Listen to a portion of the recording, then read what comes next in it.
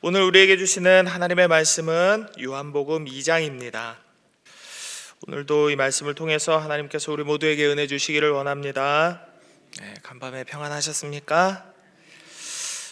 오늘 본문에서는 반복적으로 나오는 단어가 하나 있습니다. 혹시 눈치를 채셨는지 모르겠는데요, 그것은 바로 표적이라는 단어입니다. 오늘 본문은 세 단락으로 나눠져 있어요. 글 뭉치가 세 개가 있습니다.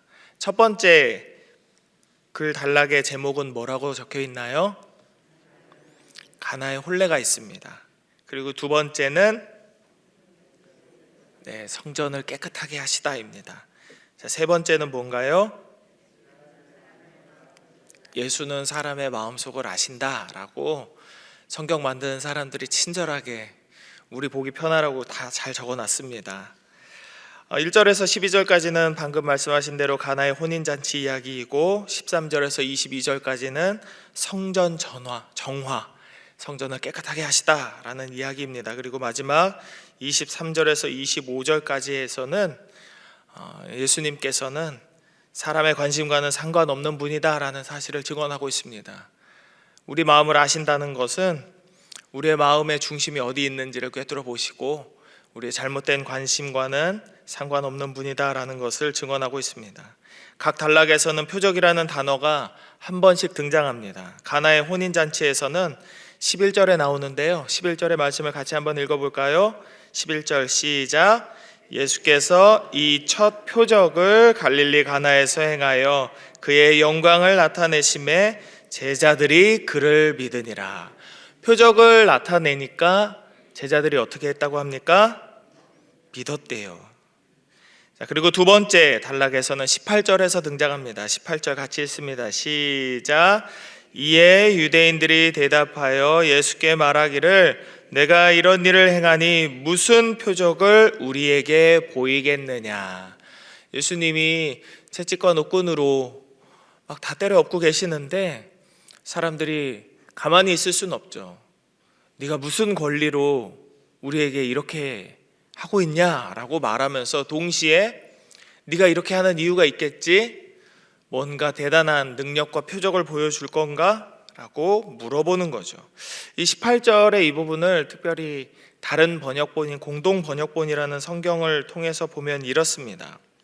당신이 이런 일을 하는데 당신에게 이럴 권한이 있음을 증명해 보시오. 도대체 무슨 기적을 보여주겠소? 라고 번역되어 있습니다. 당신에게 무슨 권한이 있는지 우리에게 당신의 기적을 통해서 보여달라라고 요청하고 있는 것입니다. 그리고 마지막 세 번째는 단락에서는 23절에서 나타나고 있죠. 23절 같이 한번 읽어봅니다. 시작. 6월절에 예수께서 예루살렘에 계시니 많은 사람이 그의 행하시는 표적을 보고 그의 이름을 믿었으나, 표적을 보고 어떻게 했다고 합니까? 믿었대요. 많은 사람들이 예수님의 행하신 표적을 보고 믿었다고 합니다. 그런데 믿었습니다 라고 끝나는 것이 아니라 믿었으나 하니까 뭔가 24절에선 반대되는 내용이 나오겠죠. 표적이라는 단어가 나타날 때마다 공통적으로 나타나는 동일한 뉘앙스의 표현이 등장하는데, 그것은 바로 표적을 보고 사람들이 예수님을 믿으려 하는 태도를 보였다라는 것입니다. 표적을 보여줄 때에야, 표적을 보여줘야만 사람들이 좀 믿을만 하구나 라는 태도를 보여줬다는 것입니다. 제자들도 아직 사역 초반이라서 그랬는지는 모르겠습니다만 예수님이 가나의 혼인잔치에서 나타내신 표적을 보고 예수님을 믿었고, 성전 앞에서 제물 장사를 하는 자들을 혼내는 장면에서도 사람들은 예수님의 존재와 권리를 표적을 통해서 납득하려고 했습니다. 또 23절의 말씀처럼 예수님의 표적을 보고 사람들이 예수님의 이름을 믿었으나 24절에서 이렇게 나오죠. 예수님은 그들에게 자신을 맡기지 않기로 했습니다.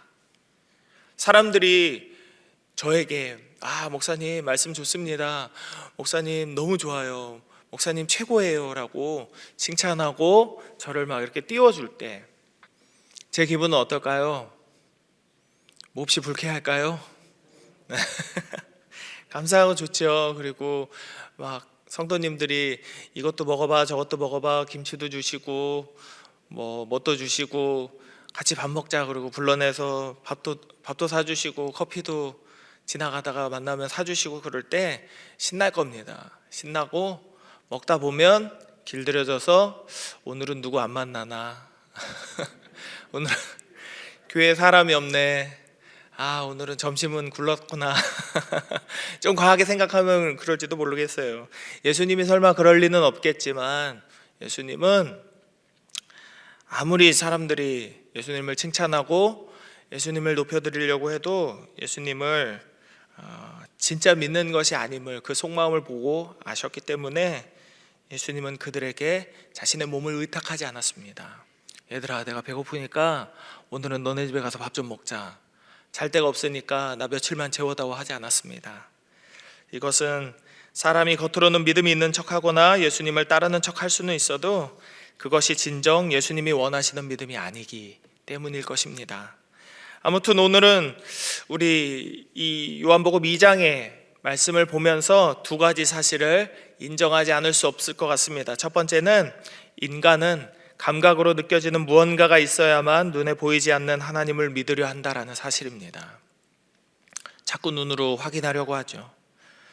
도마는 부활하신 예수님을 눈으로 보지 않으면 믿지 못하겠다라고 했었고, 고난 중에 있던 욥, 정말 믿음이 출중하다고 의인 중에 의인이라고 여겼던 욥도 감히 하나님 앞에서 자신의 의로움을 드러내면서 하나님이 나타나기를, 하나님 내 눈앞에 좀 나타나시오라고 요청하기도 했습니다. 욥기 31장 35절에서 37절의 말씀을 제가 읽어드리겠습니다. 누구든지 나의 변명을 들어다오, 나의 서명이 여기 있으니 전능자가 내게 대답하시기를 원하노라. 나를 고발하는 자가 있다면 그에게 고소장을 쓰게 하라. 내가 그것을 어깨에 매기도 하고 왕관처럼 머리에 쓰기도 하리라. 내 걸음의 수요를 그에게 알리고 왕족처럼 그를 가까이 하였으리라. 하나님이 나를 보고 있다면 나에게 좀 대답 좀 하시오라고 말하고 있습니다. 그러나 믿음은 무엇입니까? 보이지 않는 것을 주목하는 것이고 보이지 않는 것을 따르는 것입니다. 고린도후서 4장 18절의 말씀입니다. 우리가 주목하는 것은 보이는 것이 아니요 보이지 않는 것이니 보이는 것은 잠깐이요 보이지 않는 것은 영원함이라 라고 말하고 있습니다. 그리고 히브리서 11장 1절의 말씀입니다. 같이 한번 외워볼까요? 믿음은 바라는 것들의 실상이요 보이지 않는 것들의 증거라고 말하고 있습니다. 보이지 않는 것들의 증거입니다. 우리가 가진 믿음 그 자체가 우리 눈에 보이지 않는 것들의 증거다라고 말하고 있습니다. 이것은 보이지 않는 하나님의 존재와 그분의 힘과 능력과 사랑과 정의와 우리를 향하신 모든 섭리의 손길이 우리의 믿음을 통해서 하나님의 은혜로 우리에게 주어짐을 말하는 것입니다. 믿음이 없는 자는 절대로 하나님을 기쁘시게 할 수 없습니다. 그리고 믿음은 절대로 표적을 통해 오지 않습니다. 출애굽한 이스라엘 백성들은 매일의 삶을 기적 속에 살고 구하지도 않는 표적들로 둘러싸여서 살았습니다. 그러나 그들에게 믿음이 있었을까요? 없었습니다. 그들은 하늘에서 내리는 만나와 땅에서 갑자기 솟아나는 물을 받아 마셨음에도 불구하고 고기가 없다고 불평하고 덥다고 춥다고 불편하다 수없이 불평했습니다. 출애굽한 이스라엘 백성들의 삶을 보면서 우리의 모습을 얼마나 많이 보는지 모릅니다. 그러나 반대로 히브리서 11장 7절의 말씀처럼 믿음으로 노아는 아직 보이지 않는 일에 경고하심을 받아 경외함으로 방주를 준비하여 그 집을 구원하였으니 이로 말미암아 세상을 정죄하고 믿음을 따르는 의의 상속자가 되었느니라 라는 말씀처럼 보이지 않는 것을 보면서도 표적 없이도 믿음을 보이며 얼마든지 살 수 있다는 것을 성경은 말하고 있습니다. 다시 말씀드리지만 표적은 절대로 우리의 믿음의 조건이 아님을 우리는 인정하고 겸손하게 주님의 말씀에 순종하는 마음을 가져야겠습니다. 내가 기도했는데 아무것도 일어나지 않는다. 하나님 안 계신가? 아닙니다. 하나님이 나를 싫어하시나? 아닙니다. 하나님께서 하나님의 원하신 때가 아니거나 하나님의 방법이 아니기 때문에 우리를 기다리게 하시는 것일 뿐이다 라고 우리는 믿을 수 있어야 하는 것이죠. 우리가 인정해야 할 두 번째는 예수님께서 우리의 속사람을 다 아신다라는 사실입니다. 사람의 눈에 보이는 것이 전부가 아님을 우리는 방금 전 표적을 이야기하면서 이해할 수 있게 되었습니다. 그러나 우리는 여전히 자신의 눈뿐만 아니라 타인의 눈을 의식하는 본능이 남아있음을 우리는 인정해야 합니다. 이것의 가장 현실적인 표현은 성경 안에서 두 글자로 이렇게 말하죠. 외식입니다. 외식은 엄마 오늘은 짜장면 먹으러 나갑시다 하는 그 외식이 아닙니다. 외식은 겉과 속이 다른 것입니다. 겉과 속이 다른 이들은 주로 회칠한 무덤이라고 신약성경에서 표현이 되죠. 속은 죄로 가득하지만 겉을 깨끗하게 칠한 추악한 모양새죠. 제가 몇 년 전에 전주에서 살았었는데요. 그때 한참 그 전주에도 아파트들이 막 지어지고 있었습니다. 광양에도 지금 아파트가 수도 없이 올라가고 있죠. 제가 살다가 서울로 다시 이사 갔을 때 짓고 있었던 그 아파트가 완공됐다라는 얘기를 이제 전주에 저희 처가가 있으니까 벌써 그 아파트가 완공이 됐군요. 대단하다. 거기 살면은 경치 좋을 텐데 하고 생각했었지만 그 막 뉴스에서 나오는 걸 봤어요. 비싼 아파트인데 어딘가 냄새가 나는 것 같아서 누군가 벽장을 뜯어봤더니 막 이렇게 폐자재들이 나오고 그랬던 것들을 봤어요. 뉴스에서 나왔죠. 겉은 아주 깨끗합니다. 아주 비싼 마감재로 마감되어 있지만 속에는 건축 자재들이 썩은 것들이 들어있는 그런 모습이죠. 회칠한 무덤이란 표현은 바로 그런 것입니다. 겉으로는 지나갈 때 사람들이 오갈 때 너무나 아름다운 깨끗한 벽처럼 보이지만 그 안에는 무덤인 사람의 시체가 가득한 썩은 것들의 실체라는 것이죠. 예수님은 우리의 속사람을 그렇게 보시고 사람들이 예수님을 믿는다고 하면서 아무리 몰려들어도 그들 중 그 누구에게도 몸을 의탁하지 않으셨습니다. 그들 모두가 예수님 그 자신이 아닌 예수님이 보여주시는 표적을 믿었기 때문이죠. 예수님의 표적이 사라졌을 때 예수님이 믿을만하게 보였을까요? 아닙니다. 99.9%는 다 사라졌습니다. 모여들었던 많은 사람들 중 대다수는 자신이 예수님을 믿고 사랑한다라고 생각했을 겁니다. 그러나 그들의 사랑은 예수님이 아닌 예수님의 표적만을 바라보고 있었습니다. 이것은 사랑이 아닙니다. 단지 예수님을 이용하고 예수님을 이렇게 띄워주면서 기분 좋게 해드리면 뭔가를 더 얻을 수 있을 것이다 라고 생각하는 우상숭배와 다름이 없습니다. 안타까운 일이지만 지금의 교회 안에서도 이런 일들은 비일비재합니다. 예수를 믿으면 모든 기도에 응답받고, 예수를 믿으면 집안의 모든 악재가 사라지고, 예수를 믿으면 자신과 가족들의 삶에 행복만 가득해야 한다라는 이런 미신적인 신앙을 가진 사람들이 도처에 얼마나 많이 깔려 있는지 모릅니다. 예수님은 온 천지를 지으신 하나님의 아들이시자 하나님의 본체이신 분입니다. 예수님이 우리에게 은혜를 베푸시는 것은 감사한 일이지만 그것이 예수님 자신보다 귀하지는 않다라는 것을 우리는 잊지 않아야 합니다. 그리고 당연히 우리의 욕심과 갈망이 우리를 향하신 그분의 뜻보다 더 높고 귀하지 않음도 우리는 겸손하게 인정해야 합니다. 우리 삶에 예수님의 말씀이 더디 응답받는 것 같아도 눈에 보이는 표적들에 마음을 주고 싶은 유혹들이 가득하게 되어도 믿음을 주시는 하나님께 기도하며 나아가는 우리 모두가 되기를 축복합니다. 보이는 것에 마음을 빼앗기지 않고 보이지 않는 영원하신 하나님과 예수 그리스도의 말씀에 소망을 두는 광양제일교회가 되기를 다시 한번 주님의 이름으로 축복합니다. 함께 기도하겠습니다. 이 시간 기도하실 때에는 보이는 것에 마음을 두지 않고 믿음으로 우리의 삶을 살아가게 하여 주옵소서 기도하십시다. 그리고 두 번째는 부활절 이후에도 부활의 기쁨과 감격을 잃지 않고 오직 주님의 뜻에 합당하게 순종하며 살아가는 광양제일의 성도들이 되게 하여 주소서 기도하시기 바랍니다. 그리고 세 번째는 삶의 터전을 잃어버린 강원도 주민들의 아픔을 씻어주시고 그들의 삶의 자리가 복구되게 하여 주옵소서 기도하시기 바랍니다. 그리고 마지막으로는 슬픔 당한 가정에 위로가 있게 하시고 장래의 모든 절차 가운데 하나님께서 은혜를 허락하여 주옵소서 이렇게 기도하시면 되겠습니다. 이 네 가지를 놓고 잠시 기도하겠습니다. 하나님, 우리에게 오늘도 말씀의 은혜를 허락하여 주심을 감사드립니다. 하나님, 우리가 주님께서 우리에게 허락하신 이 말씀처럼 보이지 않는 것을 바라보며 표적 없이도 증거가 없이도 하나님의 말씀만으로 하나님을 믿고 의지할 수 있는 믿음을 얻게 하여 주시옵소서.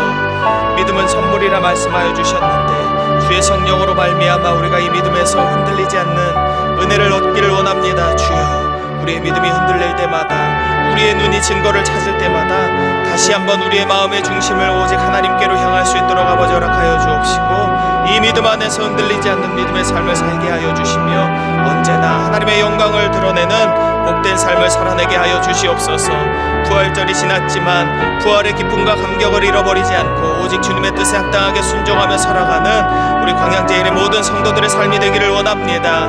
나의 삶이 되기를 원하고 우리 가족들의 삶이 되기를 원하고 사랑하는 나의 자녀 손들의 삶이 되기를 원합니다. 부활의 기쁨을 잊지 않고 오직 주님께 영광을 돌리며 살아가는 우리의 가정 되게 하여 주옵소서. 우리 모든 광양제일의 삶이 되게 하여 주옵소서. 삶의 터전을 잃어버린 이들을 위하여서도 기도합니다. 큰 산불로 인하여서 죄를 입은 이들 위하여서도 기도합니다. 주님, 저들의 아픔을 씻어주시고 저들의 눈물을 닦아주시며 저들의 삶의 자리가 복구될 수 있도록 하나님, 하늘의 창고를 열어주시고 하나님께서 모든 돕는 손길들을 열어주시어서 하나님, 저들이 다시 한번 일어설 수 있도록 하나님 은혜를 내려 주시옵소서. 저들의 모든 필요와 간구를 하나님께서 응답하여 주시기를 원하오니 하나님, 오늘도 역사하여 주시옵소서. 하나님, 오늘 슬픔당한 가정에 위로가 있기를 원합니다. 장래의 모든 절차 가운데서 하나님께서 은혜를 허락하여 주시기를 원합니다. 하나님, 오가는 모든 과정 가운데서 하나님께서 지켜주시고 안전하게 하시며 하나님의 위로로 말미암아 저들이 평안을 얻게 하여 주옵소서. 장래를 진노하는 목사님께도 하나님께서 은혜를 내려주시어서 주의 성령 충만하게 채우시고 지치지 않도록 영육간의 강건함을 허락하시며 주의 성령 충만하게 채워 주옵소서. 오늘 우리가 기도하는 모든 기도의 제목 가운데에도 하나님 역사하시고 하나님께서 우리 안에 말씀하시는 이 하루를 보내게 하여 주옵소서. 하나님, 감사합니다. 하나님께서 이 하루의 생명을 연장시켜 주시고 오늘도 이 믿음 안에서 살아갈 수 있도록 은혜를 주심에 감사를 드립니다. 주님, 우리가 믿음의 삶을 살기를 원합니다. 우리 눈에 보이지 않아도, 우리 눈에 표적이 없어도 오직 예수님의 말씀을 따라 순종하는 믿음의 사람 되게 하여 주옵소서. 거룩한 믿음의 삶을 살아갈 수 있도록 오늘도 우리에게 주의 성령 충만하게 채워 주옵소서.